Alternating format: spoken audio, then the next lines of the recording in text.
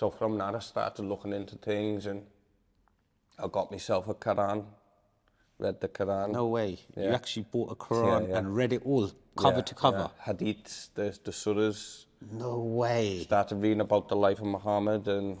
Really? Yeah. So And you've read these books cover to cover, yeah. all of them? Yeah. Wow. That's shocking, And I just bro. wanted to like... You weren't expecting that, was you? No, man. There's Muslim people who are born... No, but there's genuinely, guys, there's Muslims who are born Muslims who have never read the Quran completely. I met people, I don't want to say in incarceration, and 20-plus-year-old kids born in England, Pakistani, and they don't even know how to do the prayers in their own language. Like, it's shocking. So for someone who's not even a Muslim, who's read the Quran cover to cover... Because I wanted to like... that must have really woken you up. I felt like there was a... After Lee Rigby, I started looking into things and thought, we've got a problem here with extremism, you know, but I wanted to like educate myself a bit more, you know. Then I seen, about a year after Lee Rigby, I seen the EDL were doing a demonstration in Manchester. So I went along, with my dad actually, and I went along, and from there, I loved the buzz, you know what I mean, of being with people, and from there I started going to demonstration, and then a couple of months later they made me division leader for Liverpool. So I was leading the whole division. I was 21 at the time, I think 20. So I'm leading the whole division. So you were in charge of the whole of the Liverpool division? For Liverpool, yeah. Wow. Did you organise the one in Liverpool? Or? Yeah. So 2017, it went pear-shaped though, didn't it, really? Like? Yeah, but I'll come on to that as well, but Liverpool, 2013, so 2017, so I've been in it a couple of years by Liverpool. 2016, I started doing speeches, actually. I've seen one of your speeches. Yeah, I started speaking in Rotherham and Rochdale, and I've done like 15 speeches and all in total. But Liverpool, I organised Liverpool in 2017. It was just after the MEN attack at Ariana Grande. I went to a concert there. I think it was one of the first concerts after the attack. An Avenged Sevenfold one. It was heavily well, after the first one in Manchester, I went with the EDL. I started looking into the grooming gangs and things like that. I thought, there is a problem here, we need to speak about these problems. So it got me more engrossed in it, you know, I was more interested and started taking more responsibility, and that's when, 2017, I organised Liverpool, that did go pear-shaped, It's a tough city though. Yeah, it's... isn't it really? I mean, it's a multicultural city. Yeah, and they've been like brought up, like from the 80s and 90s, it's been installed into people to be militant left, you know what I mean? Very left-wing city. I think now people have started. It's changing now, it's swinging a bit like now. I would say it's still 50-50. 50-50 now, but it used to be, you'd say 80-20, something like that. Easy. Yeah. I brought them to Liverpool 2017. We got about 200, 300. People were scared to come. When I said Liverpool to people in the EDL, they were like, oh. Yeah. Other groups have tried in Liverpool.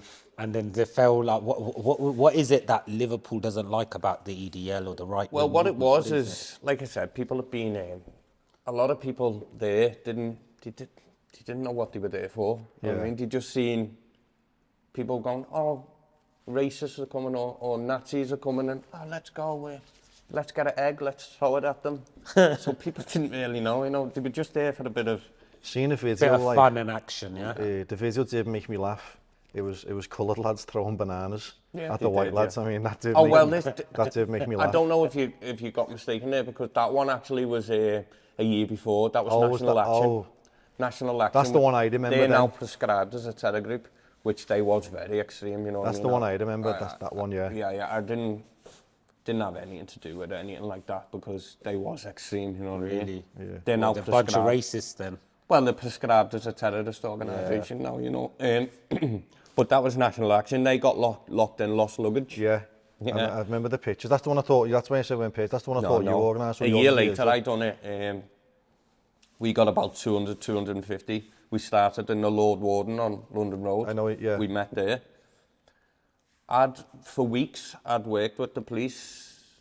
Here's my route.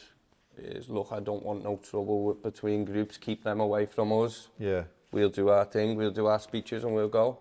Yeah, yeah. The day comes and the police just let them. No way. Well, Police they didn't control them. No. They just let them come in. He's done that on the pierhead, didn't he? Done that as well. That's deliberate. Creating unrest between we'd met opposing forces. Yeah. Their job was to keep that divided, keep them people separate from yours. I'd said for to weeks. Keep the peace. Because I knew what Liverpool was like, so I said for weeks, look, I don't want this to turn into a brawl, a riot. Yeah, because keep them away, please, and we'll do ours. We'll keep away. We'll do our speeches. We'll go home. That's all I want. Okay, yeah. I later find out after it, they hadn't even worked with the police. So basically, their demonstration was illegal, yeah. So yeah, the police have let them come, corner us outside the Lord Warden. Were there more numbers of days? Oh, there was thousands of them. Wow. Just the Antifa? Yeah. So you guys are basically... Joe Anderson ended up bussing anti-fascists in they were coming from Newcastle, from down south. So there was thousands of them. They were coming on coaches. And they cornered us outside the Lord Warden. They're all shouting, Dylan, you're getting killed, you're getting this, you're getting that. One actually tried to bottle me that day. He come out the crowd with a bottle. I caught his leg. I kicked him. And then he went to kick back. I caught his leg and pulled him. But he had a bottle in his hand. I was saying to the police, they've got bottles, they've got weapons. He didn't want to know. Look at the ripple effect what Joe Anderson's caused there then. Oh, yeah. It led to you getting bottles. Well, I nearly hit me in the neck, actually. They were throwing darts, they were throwing smoke grenades, they were throwing flashbangs, going off, boom, in your face. Throwing eggs, they were throwing shit, they were throwing piss, throwing anything they could get, you know what I mean? It was like a war zone. My friend said that to me, it was like going into Iraq with no weapons. Yeah. But they were like that. When they cornered us outside the Lord Warden, the police were like, it's getting dangerous here, we don't want you to march. And I went, no, we've worked with you for weeks, we're marching, so you moved them away. We're not stopping this protest, we're marching. So we started marching. We've marched right down past Lime Street, and we got to just before Queen Square. And they got a bit desperate because the Antifa seen us, we were carrying on marching through them. They started attacking the police horses, hitting the police horses with sticks and bricks, and then the police called it off for safety, which was probably right, because they were attacking the poor horses and things.